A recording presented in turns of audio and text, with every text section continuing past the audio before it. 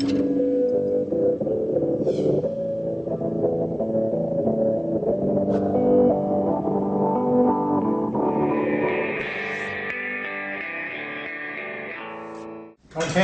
we'll call the meeting to order at 7:06 p.m. Welcome to the April 7, 2014 meeting of BUHS District 6.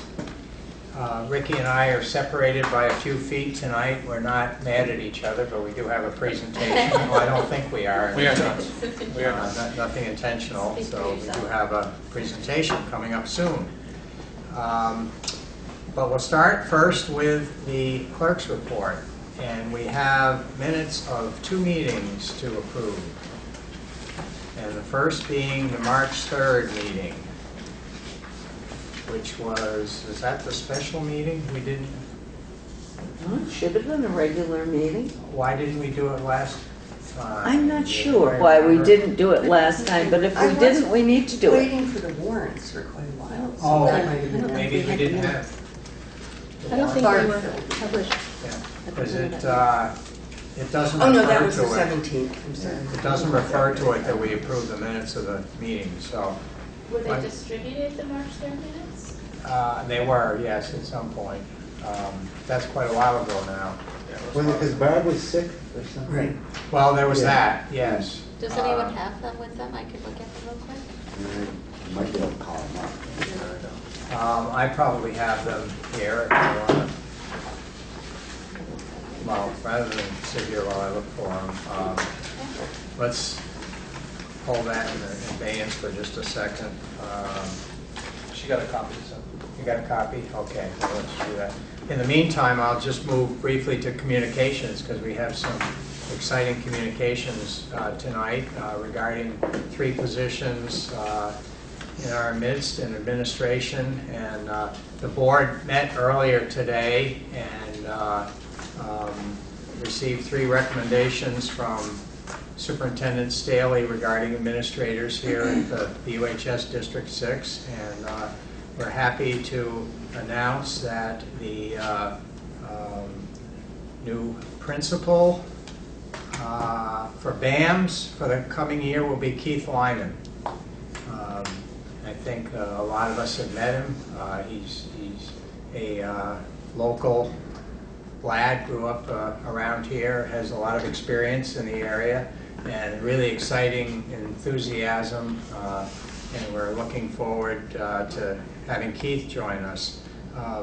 We also are, at BAMS, Jerry Curry will assume the position of associate principal. So we need to start remembering that name. Congratulations. We might slip and say assistant once in a while. But I probably will too. Yeah. And then thirdly, over at the Wyndham Career Center, we're stripping Michael of his interim status, and he is now the Career Center Director.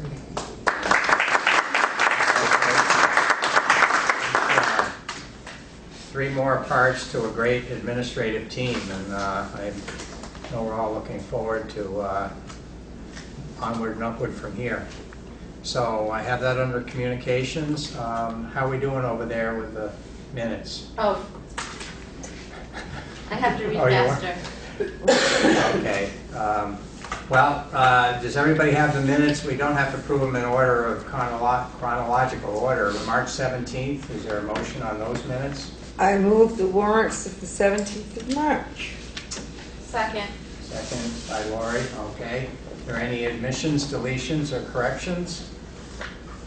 If not, all in favor of approving the minutes of the March 17th meeting, please signify by saying aye. Aye.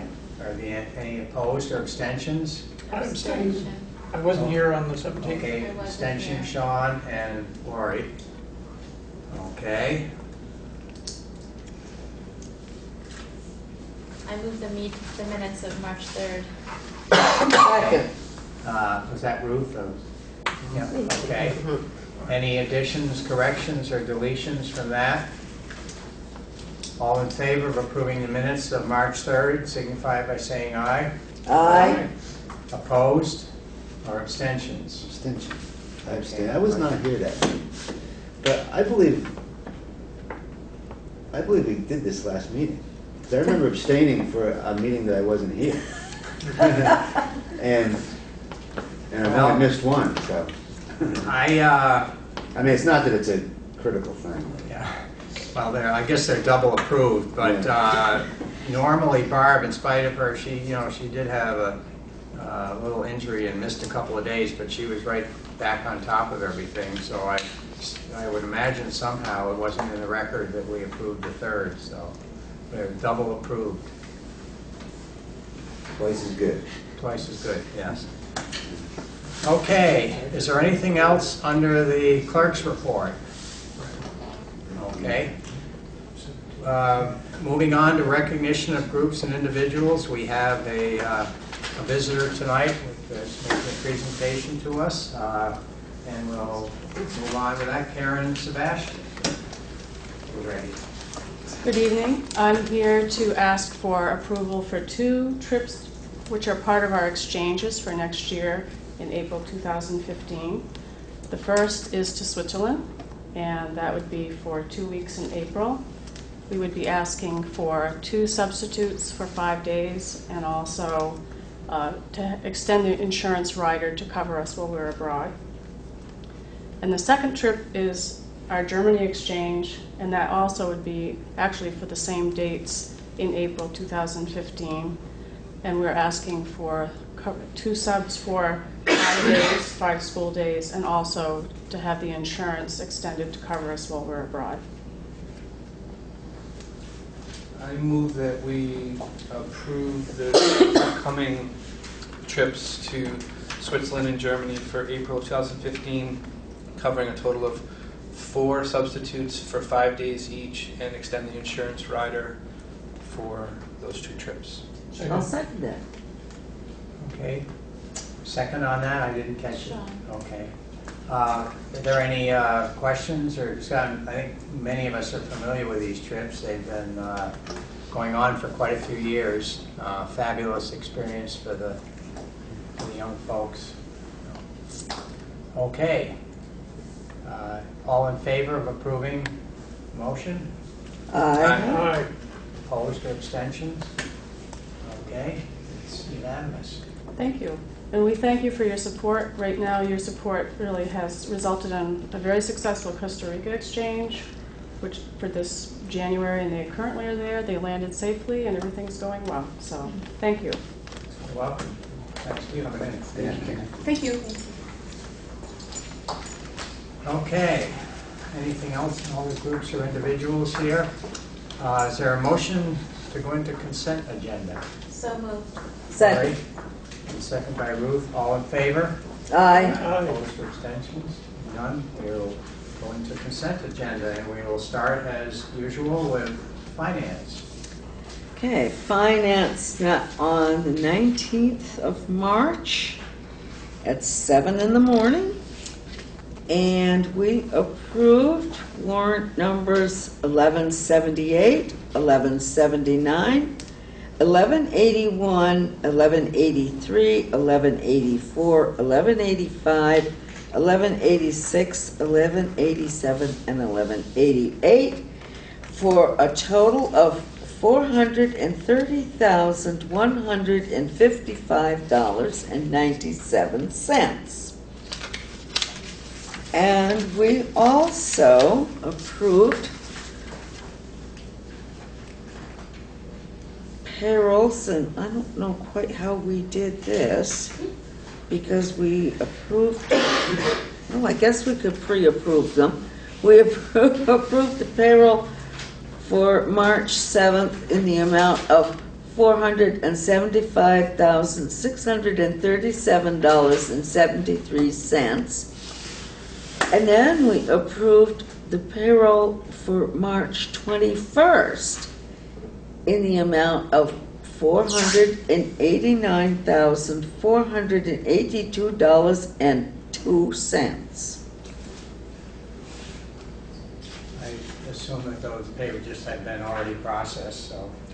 Apparently. Yeah. I just was a little startled to see that we met. Okay, And then we reviewed the copies of the audit that had been distributed previously and reviewed the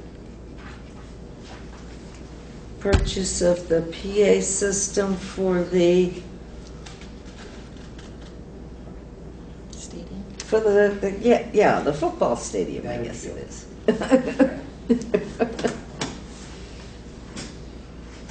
And we're going to meet again on Wednesday, April 9th at 7 a.m. yes. Yeah, I have a question. Have those warrants been posted? 'Cause I don't think I received them.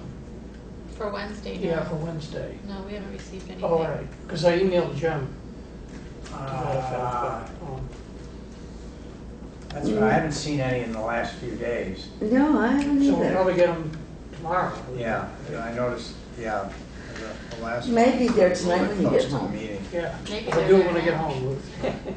We met on the 9th, we met on the 26th also. Yes, I was gonna just. Oh, you did? Remind you that we did have another finance meeting on the 26th. That was based on primarily the business of choosing a phone system. Oh, yes, yes. And maybe, Steve, could you just give a real brief synopsis of your, what your suggestion was? So when we began to get bids for hosted services and services that we would buy, one of the things we found is that the price differential wasn't that great. And in fact, one of the bids we got, which was for a non-hosted service, was a pretty attractive bid that would pay itself off quicker than getting a hosted service. I believe the payoff for the hosted service was 7 years. The payoff for the service we would buy was 3 or 2, so much quicker payoff. So what I asked the Finance Committee to do was let us put out a request for proposals, and those have gone out for a non-hosted service, one where we would buy the phones and buy the system. And we're waiting for those bids to come back now. There was an opportunity for some reimbursement money, as I recall, if we made the decision in a timely fashion, thus the need for the special meeting. Right. If we had made that decision, we would have gotten more what's called E-rate money. It's money that the state of Vermont generates through tax revenue, and it comes back to schools for technology and internet purchases. It would be used to cover the service. We think we can use the E-rate money elsewhere still, and still realize those savings, but not use it towards the phone system. And as you probably all recall, that was in this year's budget, was monies for replacement of the phone system. It was probably the biggest individual item of expenditures. So. And that was on the 26th. And Wednesday's meeting was mentioned. I was busy looking at the Yes. 26th. Yes, I Okay, at 7 mentioned that a.m. we're going to meet bright and early At on which Wednesday. time it will be light out when we meet for the first time in quite a few meetings, right? Big celebration. Hopefully, yes. Okay, And not snowing. and not snowing? Well, We hope. We aren't guaranteeing that. Going out on a limb here. okay, let's move on to planning and policy. Planning and policy has not met, as we still have no policies up for review, but it looks like we will see some very soon. Okay. Teacher Curriculum Committee. TCC met earlier this evening, and in that process, we went over how teachers apply for 1% funds. We talked a little bit about how some of the shifting of special ed to the WSESU out of BUHS number 6 may or may not affect 1% funding, and then talked about some areas in which we want to see what the administration and the board agreed, the board on the committee agreed that we want to see some work within around 1% use of the 1% funds around things like Common Core and around integrating technology, especially the new Chromebooks that are coming online for the students, and how teachers are going to use those in their classrooms, and also some stuff related to summer school. So we had a pretty good conversation, and We're working on getting a presentation for our next meeting, which is 2 weeks from tonight on the 21st at 6 o'clock. And it'll be decided where it's going to be depending on what the presentations we're going to get. We might be in a teacher's classroom, we might be in here. We'll see what the needs are of the presentation. Okay, thank you. BAMS committee. Has not met since our last meeting. Okay, and WRCC committee has not met. Okay, is there anything else for consent agenda? If not, is there a motion to approve? I move we approve consent agenda. Second. Is that you, Lauren? Yes. Okay. All right, all in favor? Aye. Opposed or abstentions? Consent agenda is approved. Then we move on to administrative reports. Would the associate, Not yet. July 1st, right? Or is it That's effective correct. immediately? That would be we're July going to 1. practice. You have to practice. Okay, we can practice the title. We're going to drop interim right off of him now. No more interim. Okay, You go want to start ahead. with me? Yeah, go ahead. Okay. So I have a few staffing updates that I'd like to share with you. First, I have a resignation from an academic support teacher, Nancy Caldwell, effective at the end of this year, for leaving BAMS for personal medical reasons. Okay, we shall deal with that right now. Name again? Nancy Caldwell? Okay. Is there a motion to accept the resignation of Nancy? I move we accept the resignation of Nancy Caldwell with regret. Second. Second, Ricky. All in favor? Aye. Opposed or abstentions? Okay, Thank you. unanimous. The second is, Ingrid wasn't sure, couldn't remember if she had shared this with you already, so pardon me if I'm sharing it again. John Beckoff, who's a math teacher, he's been on a year leave of absence for medical reasons. He has sent a letter to Dr. Staley requesting another year of unpaid leave. Yeah. Has I that been believe sh- we approved that at the Has last that been meeting. shared with you already? Yes. Yes. Right, I'm sure we did. I wasn't at the last meeting, but I think I we didn't did. remember that. So 2 where meetings did we ago. hear Okay. about it? Because this is the first time hearing of it, and I haven't missed it. Really? So, Some fresh to me. No, the one. John Beckoff, is there another John- person that also got an extended leave? Mhm. Ginny Rockwood? There's No. somebody Did a who few was weeks ago. going away Not somewhere Gino. to work. Yeah, Gino- For a couple of years So or Gene- something. that was Gene Jean Nolan. Nolan is a special educator who has asked for a 2-year leave of Oh, That's absence. the I'm one. sorry, That's okay. the one. And That's what I- she's, because she and her husband are going to be working Yeah. overseas. I moved the extended leave of Mr. Beckoff in the math department. Okay, Second. second from Ruth, okay, all in favor? Aye. Opposed or abstentions, okay, unanimous. And I have a nomination for a new hire. So I'll give you a little background. So on behalf of Principal Crisco and the BAMS hiring committee that consisted of Joe Rivers, Matthew Betts, Julianne Egan, Paula Starkweather, and myself, I'd like to present Miss Jessica Freeman as our social studies candidate for 2014-15 school year. This position is a new hire that was approved in our budget for next year to bring Team Leo from a 3-person team to a 4-person team. Ms. Freeman earned a Bachelor of Arts degree in history with a minor in education from Old Dominion University and a Master of Education degree from the University of Massachusetts. She currently is HQT in history, grades 5 to 12 in the state of Massachusetts. So she'll be applying for her license here in Vermont. She comes, I'm sorry. I'm sorry. She's currently what? She's HQT, so she's fully licensed as a highly qualified teacher Okay. in the state of Massachusetts. Mhm. She comes to us from the Springfield, Massachusetts School District, where she has taught grade 6 and grade 7 social studies for the past 2 years.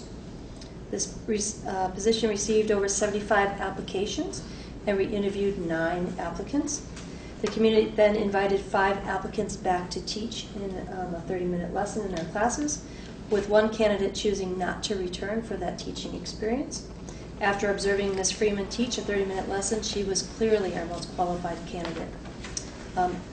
Please accept this recommendation to approve Ms. Jessica Freeman as a social studies teacher on Team Leo, effective July 1, 2014.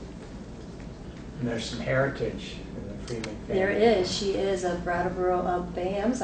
She was one of my students, so this will be the first student of mine now that I can call a colleague. And she went through BAMS and BUHS. She's a resident of Vernon, hometown gal. She's a granddaughter of Art Freeman. Art Freeman. So it's very nice to have her Art's back. granddaughter. Yeah, Art's doesn't that make you granddaughter. feel old? It None of us does are. make me My feel first old, teacher, Bob. yeah, he was my teacher when he was about that age. Art and I were in school together. Oh, wonderful. I move the approval of the nomination of Ms. Jessica Freeman as a history teacher in BAMS for the ensuing year. I'll second. Okay, Melanie, second. All in favor? Aye. Opposed or abstentions? It's approved. Excellent. Great. Very excited. So other news at the school, of course, we're in full swing of our transition. Ingrid and the two guidance counselors, Paula Starkweather and Carrie Sullivan, have been visiting the elementary schools, the 6th grade classrooms, to talk about BAMS and what it's like. So they have visited 2 schools. They have a couple more this week, and I think a couple more after vacation. Last Thursday, we hosted our 6th grade family information night with over 80 families coming to learn more about the school, including tours of the building. Of course, we are busy interviewing. It's nice that we were able to finish up the principal screening committee and make that hire happen today. We have 2 math positions. One of them is Mr. Beckoff's, and one of them was a 1-year position for this current year, and so we're looking to fill that more permanent position and then fill Mr. Beckoff's position, which will be again another 1-year position. Academic support for Nancy Caldwell, and then I think there's still a couple of special educator positions that are going to be available. Jean Nolan, who is taking the 2-year leave, will be one of those as well. And last, I can give you a little bit of good news from the BEAMS program, because we always have something fun to share from there. Our cheerleading team traveled to UNH on Saturday, and they took first place in the middle school division, so they're very excited about that. So, Congratulations. The young thank you. Yes. young men. Did you say Matt, those positions are already out in terms of out on School Spring? Yes, all of them are on School Spring. We started interviewing math positions last week. Yeah. Academic support, I think we have 2 internal candidates and then some other on School Spring that will be starting. We're hoping to get a couple in this week and then when we get back. That School Spring seems to generate quite a few names in most cases, and it may be partially a very attractive place, but it is nice to be able to cast the net out there.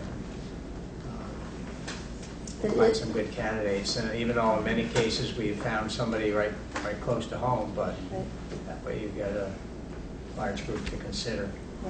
It is the place that teachers, administrators, people in education go for looking for jobs today.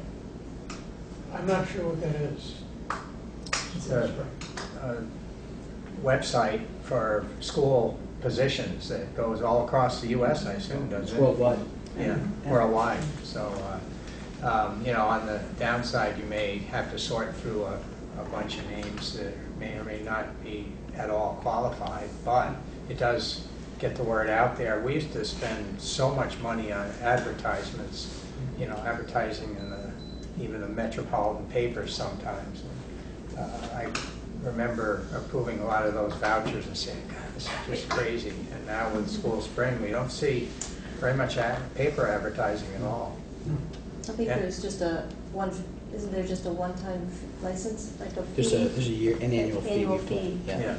But we do it as a district. It can be chewed up pretty quickly in newspaper ads, that fee. Absolutely. At the rate of newspaper ads today. Great, thank you. Thank you. Mr. Perrin. Thank you. First, I'd like to congratulate our music department.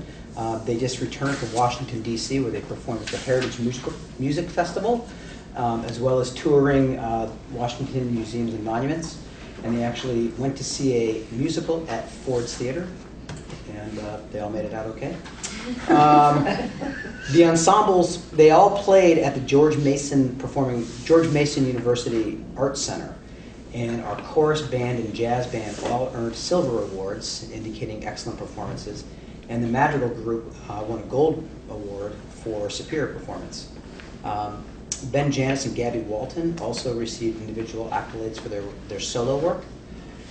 Tyson Pond was recognized with the Ovation Award, which is given to a student who represents the spirit of determination, inspiration, and service to others that exists in all of us. Mr. Rice had nominated Tyson, as well as every other director who went there to the festival, and Tyson was chosen from all of the bands to win this Ovation Award. So congratulations to Tyson and to the whole band. It's great to know that they're still out there on the national stage. I mean, we're very lucky to have a music department that is so dedicated and so vibrant. Also, the English department was proud to send Maya Gilmore to the state championships for the Poetry Out Loud contest for her 4th year in a row. She finished in the top 4 this year, and last year, you remember, she was the state runner-up, so congratulations to Maya. For 4 years in a row, she's done us proud. And this weekend, the BUHS players will present Crossing Delancey, April 11th and 12th in the auditorium. So the annual spring play is coming up. In the science department, Mike Auerbach's fall environmental science and policy course, his students have developed what's called a Futures Energy Project, which helps the town of Brattleboro and the area look at energy options for the future. As part of that, they've created a documentary which is loosely based on a newsroom footage. They have an anchor, and then people present various pieces of it. It's a great documentary. That will be shown at the Latches in the very near future. We don't have a date yet. But they've also been invited to the Strolling of the Heifers Energy Fair and to the Slow Living Summit. That's part of that. So we're very excited for them to do that. And it's nice to see that students in this course, which that's one of our dual enrollment courses. It's nice to see them doing work immediately in the community. They're getting the college credit, the high school credit, and they're doing something that's going to benefit the entire town. So it's great to see them doing that. So I'm very proud of that. Lastly, I'm very pleased to make a recommendation for an appointment this evening. We know Ms. Whalen is retiring at the end of the school year, and we've worked very hard to find a replacement in the Spanish classroom. And we had 28 people apply for the position. We interviewed 6 people. The interviewing committee was led by Ms. Margaitis. Karen Blakeson, Maggie Cassidy, Karen Sebastian, and our own Ruth Barton served on that committee. And we are pleased to bring forth Angie Dodd as the candidate. Angie grew up in the area, though she did apply in School Spring. She has her degree from Tufts. She attended Middlebury College and Smith College as well. She did her student teaching here under Senora Abascal, and so she's well versed in how our modern classical language department functions and what they do. And so I would ask the board to approve the appointment of Angie Dodd as our Spanish teacher beginning next year. I would like to make that motion that Angie Dodd be hired as a Spanish teacher, right? Yeah, for the next year. That's my first motion ever, and the reason I'm making it is because I was surprised. Her mother was my English teacher at Scattergood School in West Branch, Iowa in 1963. That's cool. Yeah, what a connection. That's great. That's great. Eleanor Harp, what's her name? The time we said Eleanor Harp Dodd. And I will second that one. high school there. Okay, it's been moved and seconded, is that all in favor? Aye. Opposed or abstentions? Okay. Our next hire at the high school is going to be the nursing position, and we're interviewing for that the week we come back from break, and Ruth has agreed to serve on that committee as well. Lastly, on May 1st, myself and the VUHS department heads will be doing our annual action plan review and planning for next year, meeting from 12:30 to 3:30, and it has been a tradition that the board sends representatives to that. So I would ask if anybody wants to join us, let me know. We'll get you on the group. May May 1st. 1st, At what time? 12 p.m. to 3:30.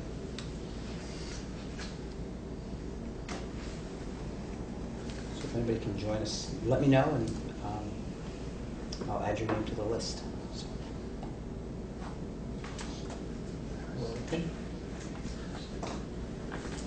Okay, Thank you. thank you.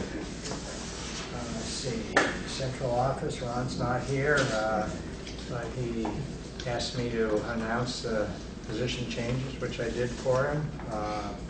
I don't have anything else. But we have the Career Center. Hi, buddy. Permanent Michael. So I got a few items to share with you tonight. First one is our March Student of the Month. This for March was Greta Larson. She is a junior from Williamsville, and she has been named our March Student of the Month. Greta is currently enrolled in filmmaking and digital editing program here at the Career Center, and additionally serves as one of our student ambassadors to the school, and she was nominated for this award by Michelle Moyes, our filmmaking instructor. So congratulations to Greta, and we'll be working on April's Student of the Month shortly. On March 24th, we had a Teacher in Service Day, and our focus was SREB, Southern Regional Education Board. I invited Dave Levitt. He is a representative for Southern Regional Education Board. And my goal was to help prepare my staff for going into next school year, and also for our technical assistant visit that we'll be doing in the fall prior to probably between Thanksgiving and Christmas time. And I wanted to prepare my staff to what it would look like so it wasn't a shock to them. And this is going to be in place of our NEASC visit that we had scheduled for next year, which SREB focuses more on career education and helps us move forward for student improvement. And so that was our direction for choosing SREB as a school initiative. And I'm really looking forward to it. It opens up a great lens for us to help the students do better. This morning we had a 4th grade visitor from Green Street School visit our auto mechanics program. And this started because I was having a conversation with Mr. Reed, and he explained to me at an administrative meeting a few weeks ago that he had a student that was really,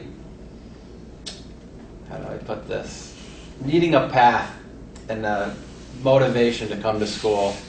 So I suggested, let's bring him to the Career Center and give him a direction. And he visited for almost an hour in the auto shop and was really excited about the opportunity of school when he left this morning. So this is something that I want to explore for next year as we move forward, going into the younger grades and getting these kids motivated about what's ahead and what they can choose from in school. That's fantastic. Thanks. Along the lines of exploratory, I know Ingrid has mentioned this a little bit, but I'm looking forward to our 8th grade exploratory that we have planned for next year. And we have 8th grade students that will be rotating within our construction, STEM, auto, horticulture, and forestry programs starting in the fall, which I think, and right now we have 8th grade class going through our STEM program. They are very excited. I was just telling someone today, when they leave the middle school, they are on a jet run from the middle school to the career center, and they're nonstop until they get to the doors. So it's really excited to see their energy level wanting to participate in the career center offerings. This past Friday, our Skills USA organization participated in the spring conference in Burlington. We had 13 students that participated in the following areas against their peers across the entire state of Vermont, which were law enforcement, fire services, construction, technical drafting, architectural drafting, and mobile robotics. Out of the 13 students that participated, 11 received medals, and robotics placed first and will be eligible to attend the national competition this summer in Kansas City. So we're very excited and proud of these students for placing. Skills USA just gives you have an opportunity to practice the skills they learn within their programs and against other peers across the whole entire state. WRCC dance class just attended on April 3rd and 6th last week. National High School Dance Festival in Miami, Florida, which they competed against 80 other high school dance programs from around the country and the world. 10 students auditioned from summer dance programs and colleges, and 8 students were selected to attend callback auditions to compete for scholarships and to be recruited for college dance programs. So we'll wait on that to see how that turns out. And it was a wonderful experience by all the dancers and great educational outreach program, you know, for the kids to remember the rest of their lives, these opportunities. We have a new updated website that Mondo Media helped create compared to our old website that was a little outdated.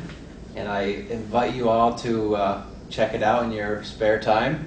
Its website is www.wrccvt.com, and it's really exciting, and the new features of the website really pop in the terms of grabbing your attention, and hopefully it'll serve us well.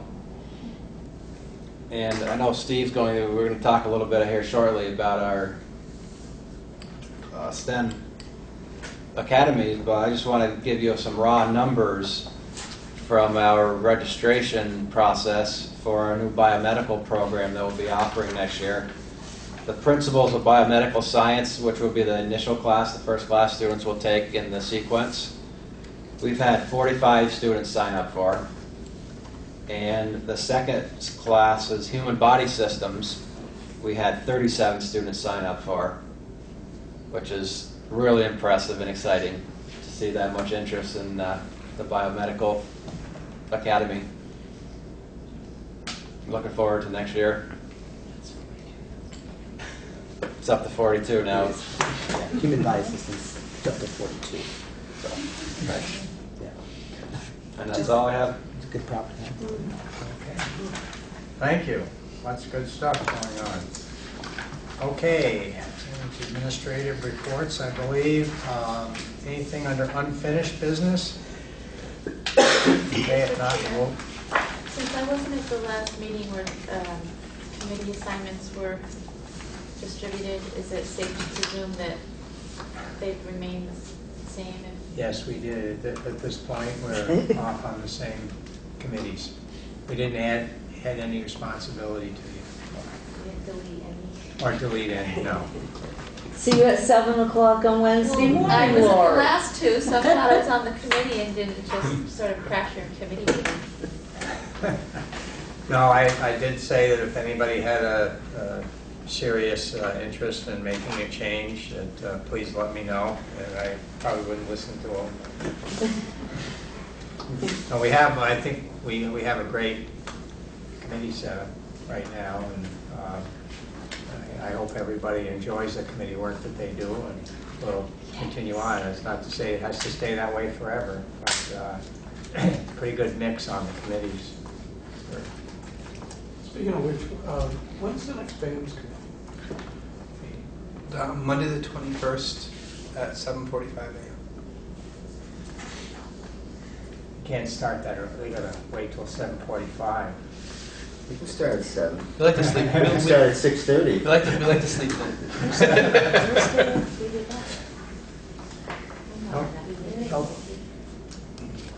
Okay, new business. We've already taken care of the trips, and so I guess we can move into the STEM Academy presentation.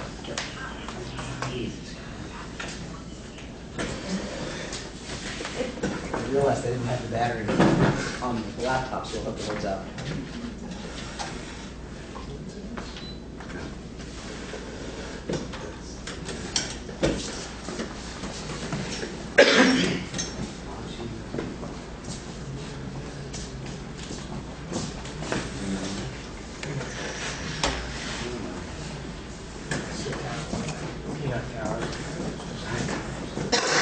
Can anybody see that? Or should I dim the lights? Whoa. How about that? Okay. That's better. So it's been a couple of years since we began talking about this, and even though I'm up here talking about it, it wouldn't have happened without the help of a lot of people at both BUHS and WRCC. We took a lot of different ideas from both schools and to combine them. Each of the academies has, the STEM Academy has a group of teachers that teach courses that are in those academies that gave us a lot of information. Same thing with the Fine Visual and Performing Arts Academy. A lot of people from those departments, both in the Career Center and at the high school, spent a lot of time talking about what would required courses look like, what would elective courses look like, why was their course the most important one. So a lot of good conversation. We've also had a chance to have conversations with artists in the community and talk to them about the Arts Academy at least. And they're very excited about the prospect, and we spent a lot of time with them talking about what can they do, how can they either come into the building, or how can we get students out to them to kind of see how they do their work. And we're hoping later this spring to do the same thing with local STEM manufacturers in the area, hospitals, GS Precision, Omega. I've had some interest from some businesses in Keene who actually want to come over and sit down with our kids for a while, so it's kind of exciting. So a little background, Mike and I have talked about this for a little while. One of the things that we realized right away is that both VUHS and WRCC have very strong offerings, both in the arts and in the STEM areas, science, technology, engineering, and math. And so we thought to ourselves, it's probably time to take those disparate courses and put them together into a cohesive academy. We had a lot of conversation about the idea of a self-contained academy where the students would come in as freshmen and they'd take all of their coursework in a tiny academy, English courses, social studies, science, all related to the academy and not interacting with the general population. That versus an interest-driven academy where the students have the interest, but they still take and access all the courses that a comprehensive high school and career center have. We opted to do the interest-driven one. Part of the impetus of that was last March, Mike and I and a group of teachers from both schools went to a Redesigning High Schools conference in Norwood, Massachusetts. And we saw several schools, among them Essex here, Essex Junction, or Essex High School in Vermont, and a couple of high schools in Maine that actually have launched these academies. And that kind of allayed a lot of fears that I had, because I was worried about putting in this huge structure in place right away. And they kind of built it the way we've built ours, kind of taking a look at existing coursework, adding a few courses here and there, but not trying to create a fully realized separate high school in whole cloth. That wouldn't be feasible budgetary, and it wouldn't be feasible in terms of getting staff to teach that. Mike, you want to talk a little bit about the grant that helped fund this? Sure. Last spring, we received word from the Agency of Education to apply for an innovative grant that would allow us to work with our adjoining high school, and it was based on subjects such as STEM and also a creative way of looking at delivering education to our students. So after Steve and I had a good conversation and went to the League of Innovative Schools conference, we submitted the grant for a tune of $64,000 and received word a few weeks later that we did receive it. So we moved forward with the steps to start planning. And do you want to talk about Ohio? Because that was a pretty important trip for us. And so part of this planning process, Steve and I spoke about, well, we need to see programs in place prior to the initial planning process. So I researched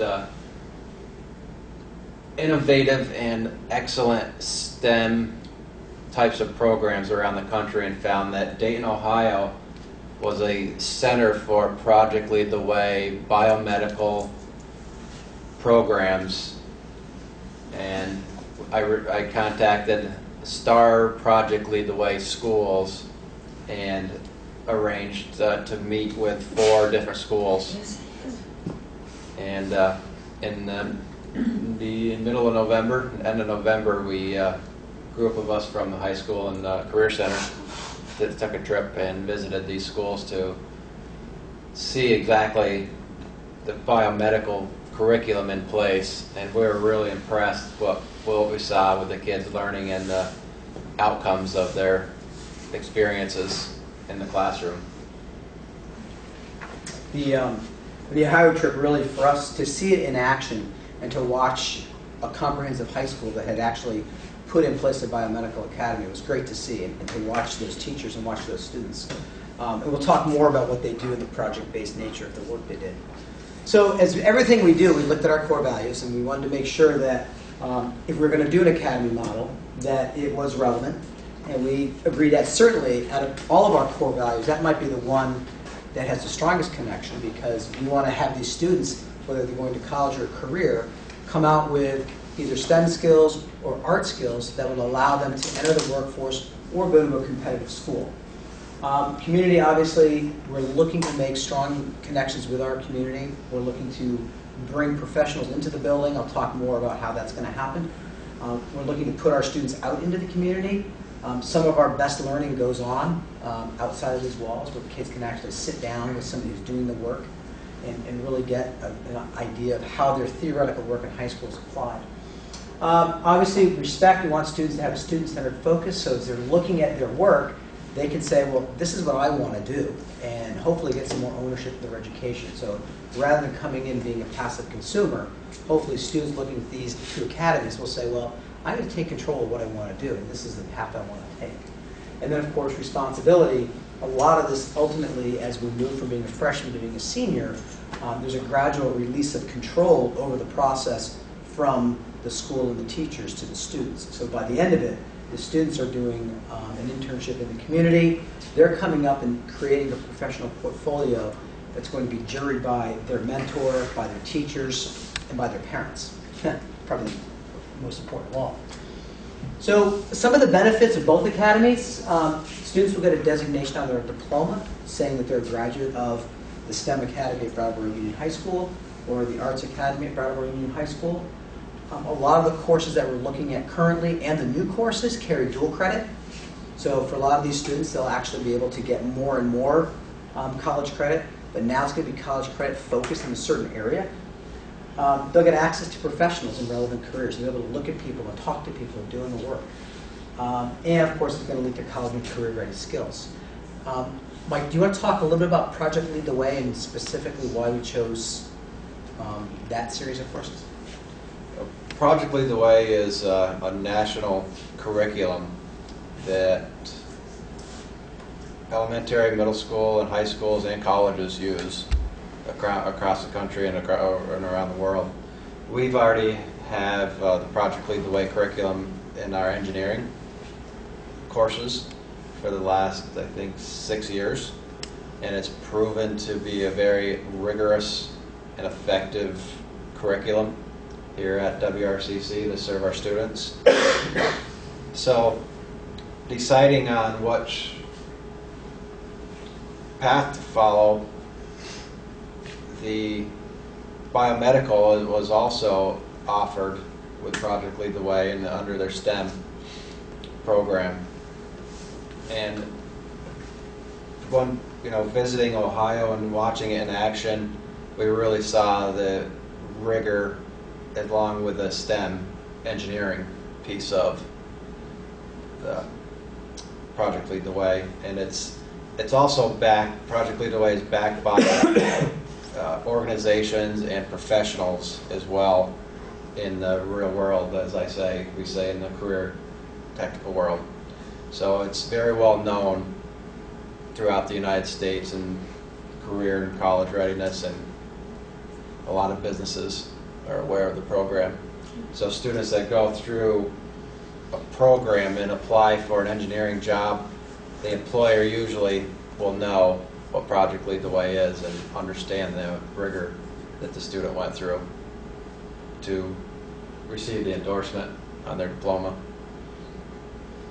One of the things that we saw when we were in Ohio, we were in a biomedical class, and it really is Project Lead the Way. I mean, it's not lecture Lead the Way, it's really project based. And I think they choose, 6 out of 10 projects that they do, something like that, through a year.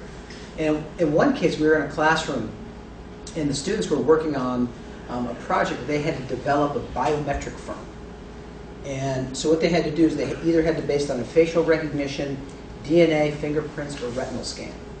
So they had to design a company that manufactured and would sell biometric scanning software and devices. And the day we were in there, they divided up the work, who was doing which piece of it. So they're doing some biology, they're doing some physics. What was really striking to me is there was one young lady on a computer, and it looked like she was chatting. I was thinking to myself, what is she doing? And so I kind of looked over her shoulder, and what she was doing is she was doing a live support chat with a representative from a biometric company. And she was trying to get prices from them, depending on how big a facility they built, how much would it cost per biometric device. And they had no idea this was a high school kid from Ohio. And they were giving her answers and quotes and saying, well, let me email you this, let me email you that. And so it was really great to watch that they were actually, having a professional conversation with this person. I don't think they made a sale, but they certainly did a great job of helping this young lady. It was impressive to watch. So, as I said at the beginning, 2 academies. One is a STEM academy, one will be an arts academy. What's common to those is each academy is going to contain strands. And so, you've got to remember that vocabulary, that strands make up academies. Each one has a mix of required courses and elective courses.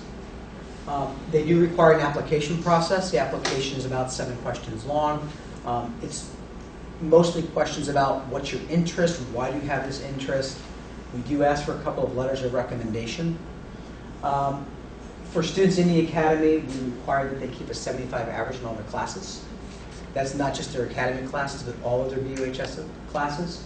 We have a probationary system in place as well. We do ask that they don't run afoul of the BUHS WRCC attendance policy, so we'd like them to be here. And during their time in high school, we're going to ask them to document what we're calling 6 seminar experiences, where we're going to bring in professionals to talk to classes. So we may have somebody from GS Precision come in and talk to our physics class or our AP physics class. We're going to ask that students that are in the STEM Academy attend that. Even if they're not in the class, we'll give them permission to go attend that lecture or that seminar. If we have a visiting artist, we'll ask students in the Arts Academy to go and spend some time with that visiting artist, document their experiences. So they can kind of see what goes on in the profession, even before they get out there. So we really want to encourage them to attend these seminars. In some cases, there'll be field trips. We'll go to different places. And that was inspired by last summer in the summer school. We took field trips to local businesses. So we're going to let them document seminar experiences as field trips as well. So we want to get that communication going. So the biomedical strand, Mike talked about before. There's 4 main courses. There's, and you know how to read them, so I'm not going to read them to you. The first 2 courses are rolling out next year. Enrollment in those is very robust right now. We're going to ask that they take 1 strand elective. And with electives, what we did is we sat down with, as I said, the teachers in those areas. In this case, we sat down with science teachers, math teachers, WRCC, STEM teachers, and we said, well, what elective courses do you think are important? And so I did not bring a program of studies for everybody, but for example, in biomedical, the 2 elective courses they agreed on were medical terminology and a protective services course. So students, in addition to taking those 4 courses, need to take one of those electives. We are going to ask that they take 16 math and science credits, not combined, 16 math and 16 science. We are going to require chemistry because I taught it. No. We're going to require chemistry because one thing we found out is that students going into nursing fields, we're having a lot of people come back to us and ask if they could audit our chemistry class because they never took high school chemistry. So we thought we'd remove that barrier right away by having chemistry be required. We talked about the seminar, and at the end, we're going to ask that all students have a professional portfolio and do a presentation. Steve? Yes. Question? Can I Yes, ask? sure. Couple things. One, the 16 math science credits, do the 4 courses that are part of the biomedical strand, do those qualify as those, or is it 16 on top of those 4 courses? It's 16 on top of those. Okay, that's... And that's the interesting thing that I think we were all surprised. When we went to Ohio and we were looking at principles of biomedical human body systems, we asked the teachers about that, and they said those courses, because of their narrow focus, their schools don't grant science credit for those. They only grant elective credit because their focus is so narrow. Now, down the road, I think once we see how the courses roll out, what I'd like to do is look at a way to take all of those courses and embed some science credit into them, like we do with science and automotive and science and electronics. But for now, oddly enough, biomedical studies does not carry science credit. And the other question I had too is related to the chemistry requirement. Is the chemistry requirement prior to taking those 4 courses? No. Okay, so they could take principles of biomedical studies before they took chemistry, but they won't get the STEM designation until they take all of things, including chemistry. Right, and we asked that they apply for that to be in the academy before the end of their sophomore year. Oh. So, Good, thank you. yeah. Ellen? So how does this fit into their 4 years of, it seems like, are we forgiving a lot of required courses at this point? No, this doesn't change any of the requirements to get a VHS diploma. So one of the charges I had for the counseling department, and I got to give Gina Honorato a lot of credit, is she went through and she figured out student schedules for 4 years that would allow them to take the required courses in each of these strands, also take courses like foreign language because colleges want to see those, and kids like foreign language, and to take other elective courses in their interest area. And so, like, is English, are they still taking English? Yep. They still have room for English? Oh yeah, yep. So the 4-year plans, and actually if you want to take a look at the 4-year plans, there's some samples in the program of studies that kind of outline what they have to do. Do they have room for as many electives as somebody not in the academy? No. Yeah. So no music, no art, probably. There's room. I think there's room for music in there. So yeah, there is.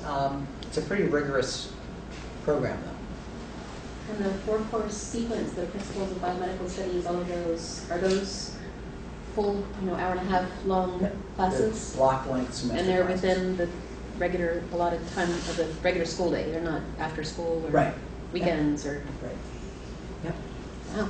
Okay. And this would be geared for which like seniors and juniors, seniors, or?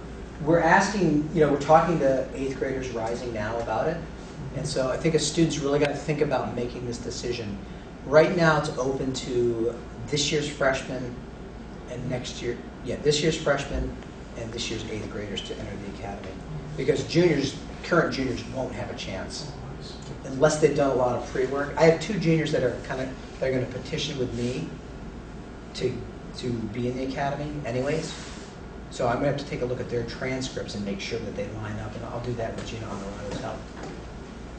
So, but right now, would be freshmen. Would be right, we're aiming this at current freshmen, next year's freshmen and next year's sophomores.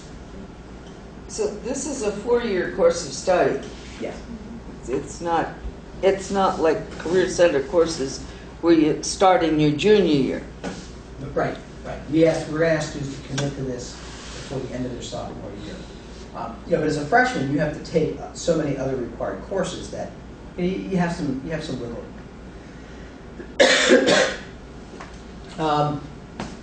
Yes.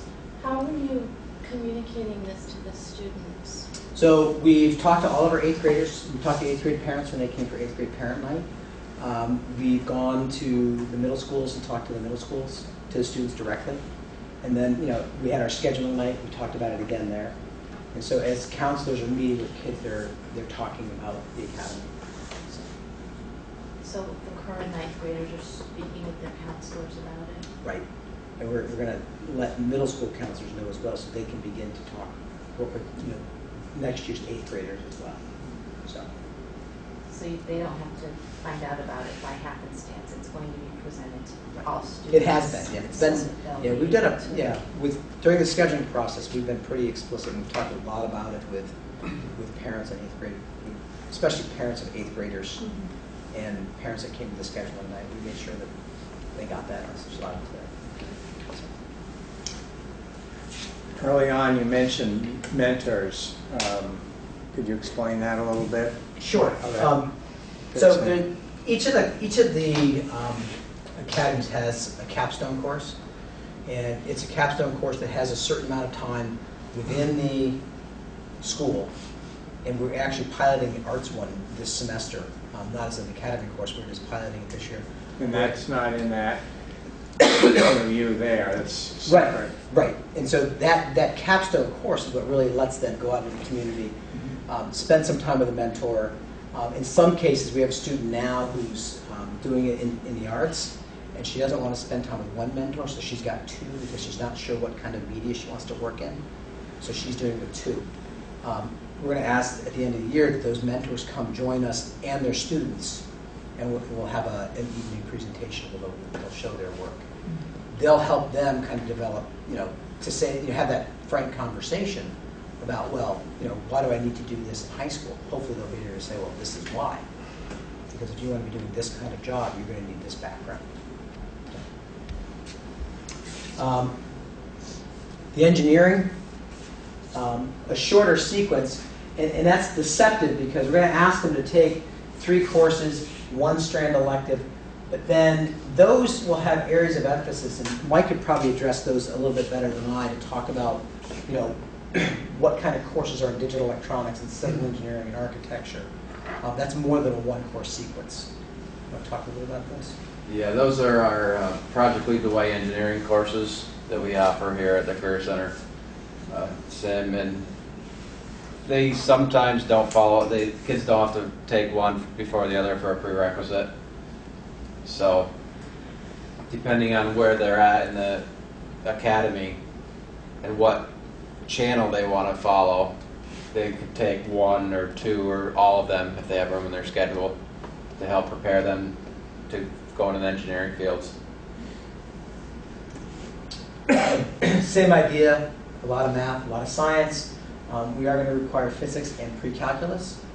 There's some talk about requiring calculus, but the people that we talk to in businesses say, well, pre-calc is fine. So we're going to ask them to take pre-calc. Questions about this one? Okay. So the arts academies, again, several strands here. 1 strand is fine arts, and that's what we typically think of as art. That's our painting, sculpture, studio art, advanced studio art, those kinds of courses. We're going to ask that they take foundations in that advanced art and community course. They're going to ask that they choose an area of emphasis. And that can be either taking Studio 1, Studio 2, and Advanced Studio, Ceramics 1, Ceramics 2, Ceramics 3, same thing with Sculpture, or Photo 1, Photo 2, Photo 3. So within that fine art strand, they're going to choose an area they want to study. And a lot of students do that anyways. One strand elective here, what was really interesting is when we were talking about the fine arts, some of the elective courses are ones that you wouldn't think of. They had poetry, sewing, mythology, interior design, and journalism.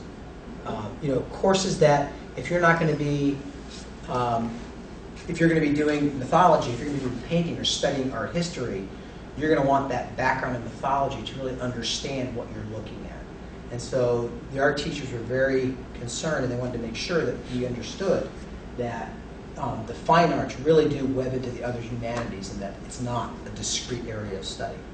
And it was great that they talked about that. Another thing that they talked about that didn't make the elective cut was to require business courses.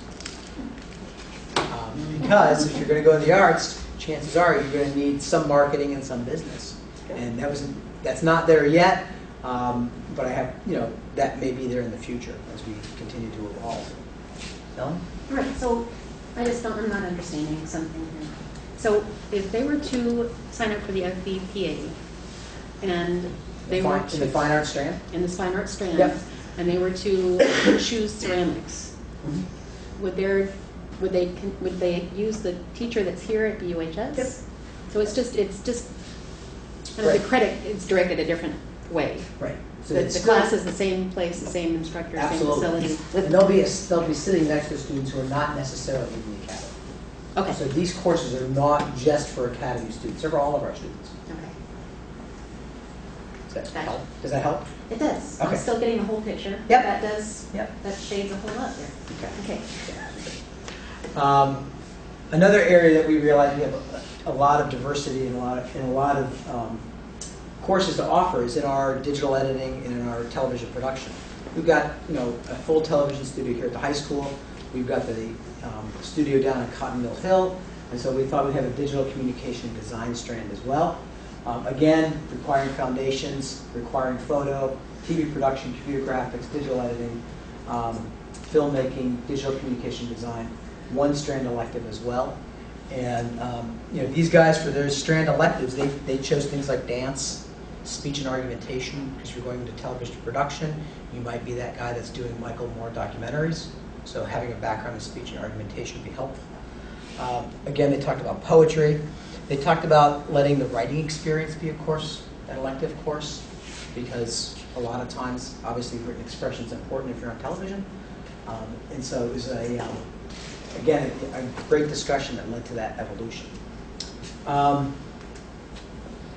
And then we have performing arts and movement, and this really is our circus program and our dance program. They were insistent, especially the dance instructors, were insistent that human body systems be a part of this. They wanted to make sure students doing dance, doing circus, understood the way their bodies worked and understood movement in their body. I thought that was really great. They take 2 strand electives. Again, they chose a lot of strand electives. They chose things like sewing, because you may not be the person on the stage. You may be the stage manager. You may be the costume designer. There's a lot of different roles.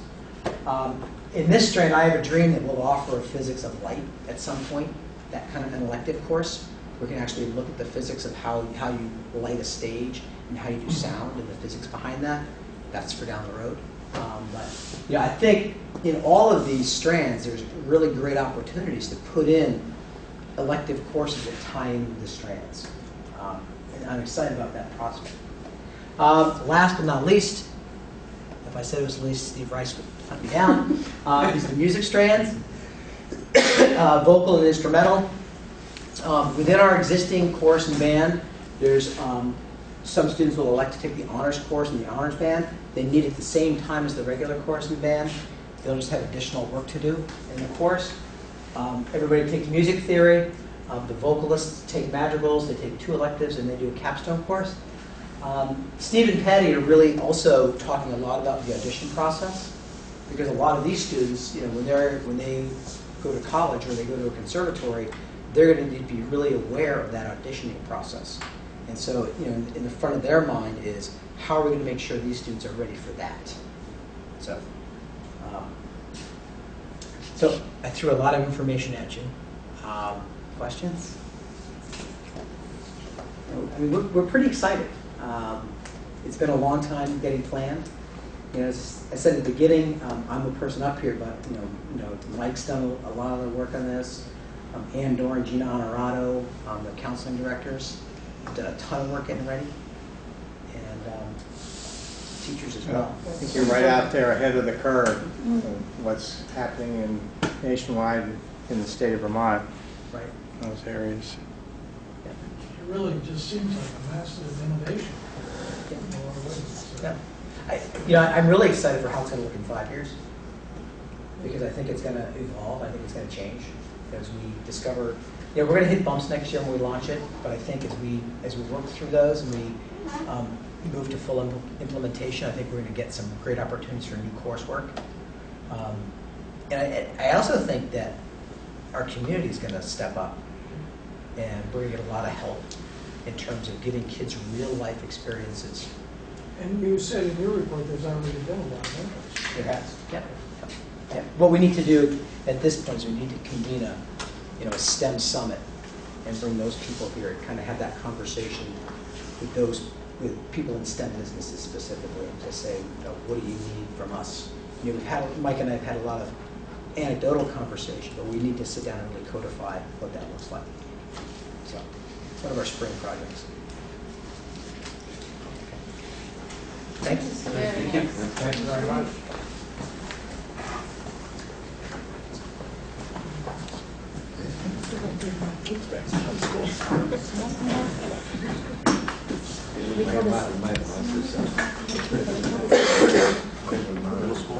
Okay. So, we're still under new business.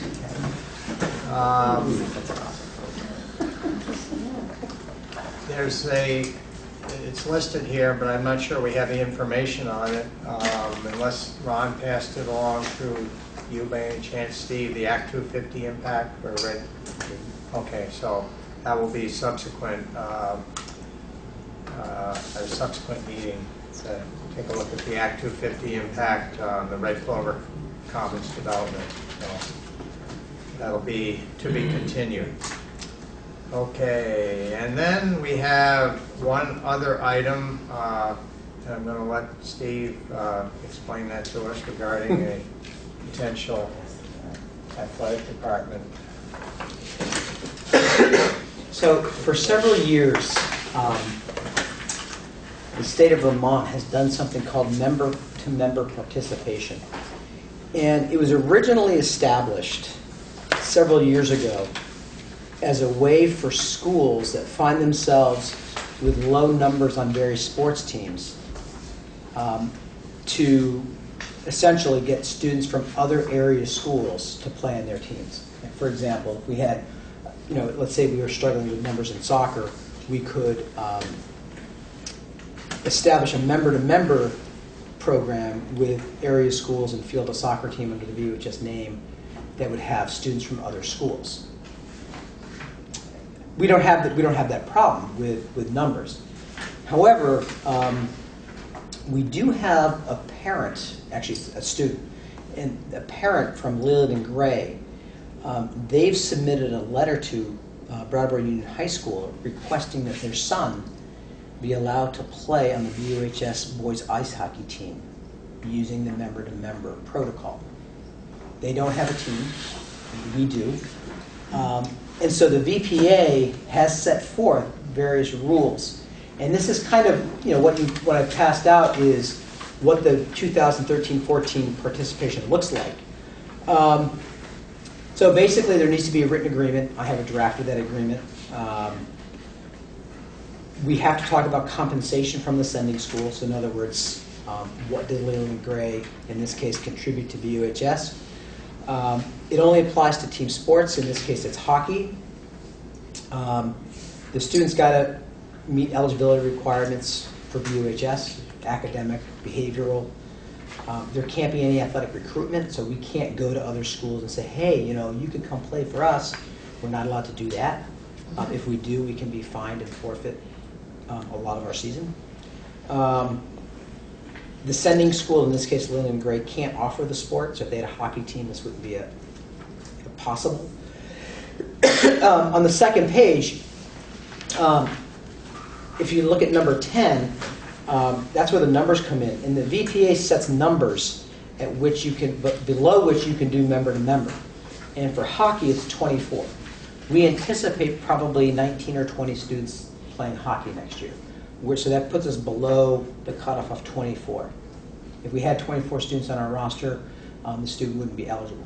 If next year the student, we have 25 students come out for hockey, the student from Leland and Gray would not be eligible. It cannot displace one of our players.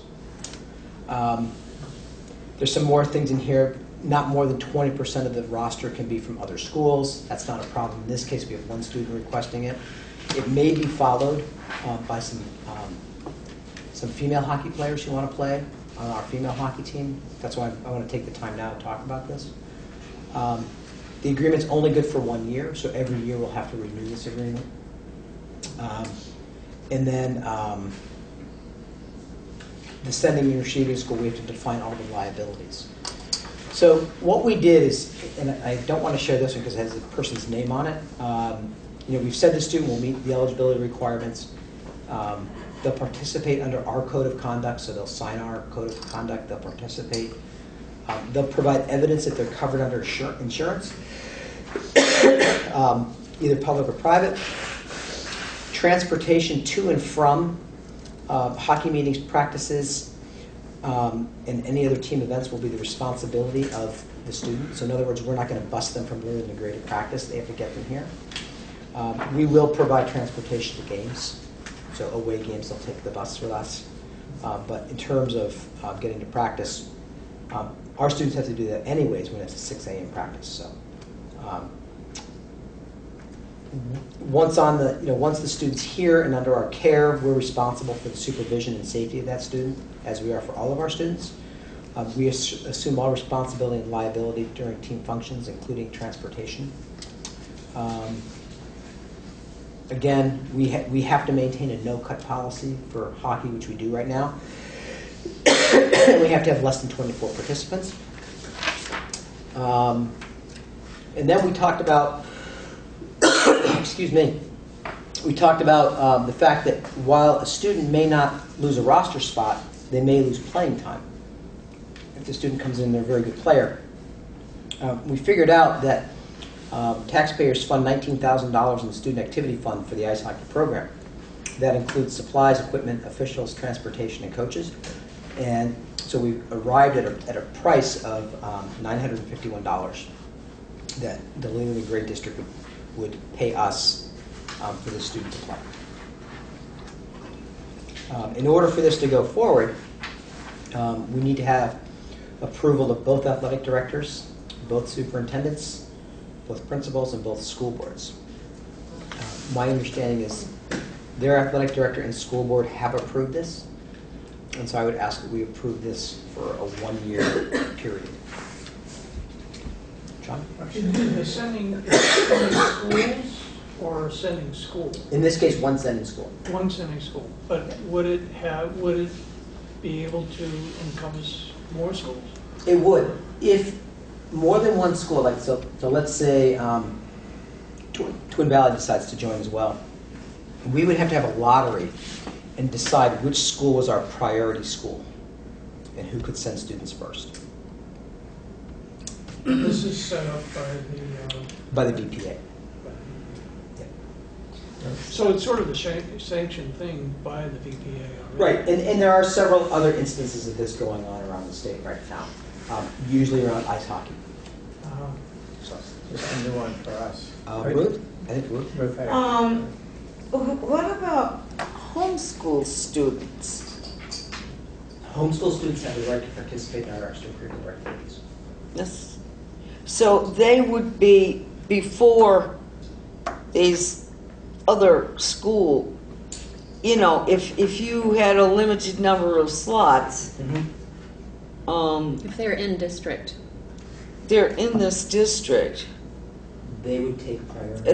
they would probably bump. Okay. This could get very complicated. Yes. Right? Well, yeah, on the last page, at the top of the page, first paragraph, last sentence says, sending schools may only enter into an agreement with one receiving schools per sport. Right. So that could be problematic if you had, say, 7 kids from Leland and Gray that wanted to play hockey. We only could take 4, and the other 4 couldn't go anywhere else because That's true. of it. Yeah. Yep. That That's might, on their end. yeah.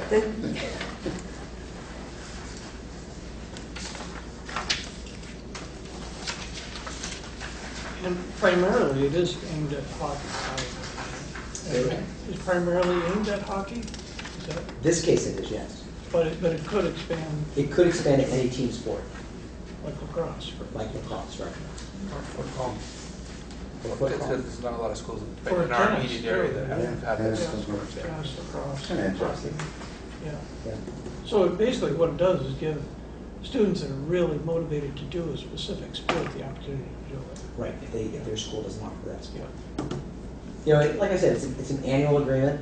We don't have to, if we do it, it doesn't work out, we just say, well, that didn't work out. So I'd be back here next, you know, if we approve this year for next season, the following spring, I'd come back again and ask, you know, if the student was interested in continuing, I'd ask for that again. And would this be approved tonight? Is that, You could, yeah. Yeah, that's what. unless you want to think about it, I mean, it's,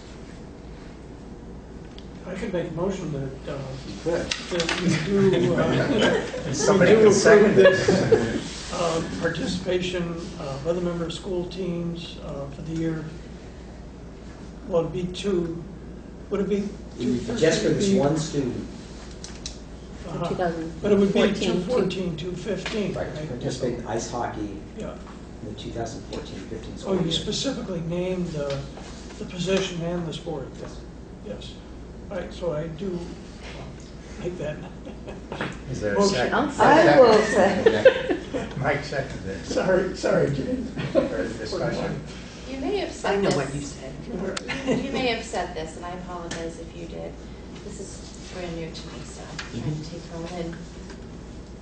Would we have the ability, in the event there's some kind of an issue, to release the student? The student would be subject to the same disciplinary Oh, absolutely. or requirements, or, I don't know what it would take to get ejected from the team, but whatever we have in place for our students would. Right, would be in place, right.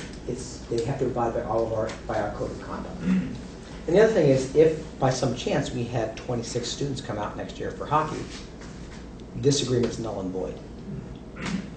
It only operates if we're under 24. The athletic code of conduct is very clear and very well written, and every BUHS athlete has seen it and is conversant with it. The student would fall in the same situation. And just for the record and for the audience at home, I'm not expecting that any of our students are going to be acting in a way that would make that become an issue, but I guess I'm in the business of thinking of the worst possible situation. And it is a commitment by, parent somewhere. So I was wondering how that timeline works. In other words, so many kids go out for hockey, let's say, and then, you don't really know until the tryouts, probably. Right, right. That's true. So that would have to be Right. understood by those parents. Right. And I think it is. I think they're pretty conversant with it. They would come to tryouts. If at tryouts there's 24 or more, it just wouldn't work.